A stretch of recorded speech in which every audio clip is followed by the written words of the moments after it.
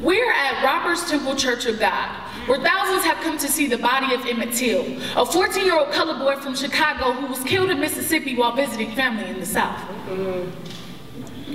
I'll tell you one thing, that nigga had it coming.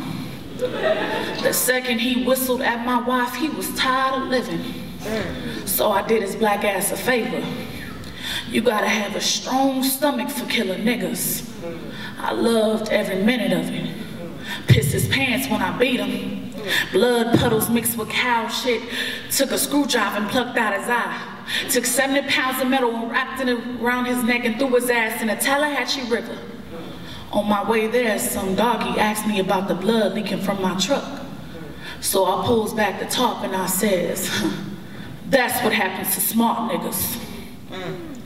Till's mother identified his disconfigured body, and despite his condition, she decided to have an open casket funeral.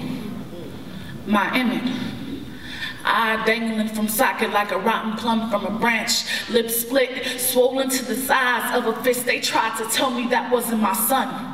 A mother always knows her child. You can't carry someone for 9 months inside. You raised them for 14 years and not recognize every inch of them, no matter how mutilated my Emmett.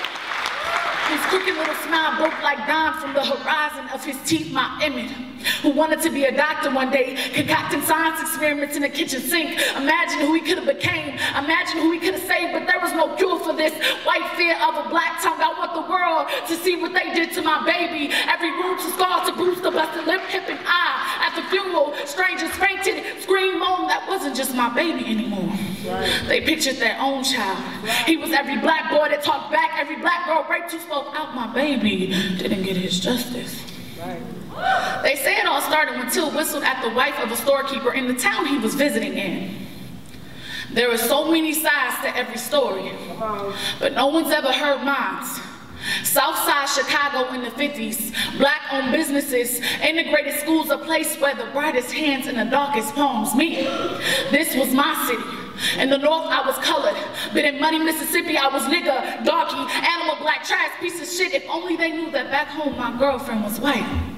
Her eyes, two blue jays resting on the cherry blossoms of her cheeks. That's all I wanted to tell the lady in the store. Just let her know that her beauty reflected the fuchsia sky at the break of dawn. Her pale skin against my mahogany roughness like snow blanketing trees in December. But there was no winter in Mississippi, just an eternal summer, choking heat, Spanish moss caressing your neck like, boy, haven't you heard? Niggas don't stay alive in these parts for long. Killed for looking, beat for speaking, while whites are acquitted for murdering. Mama warned me. Come on now. Tried to tattoo it in my memory.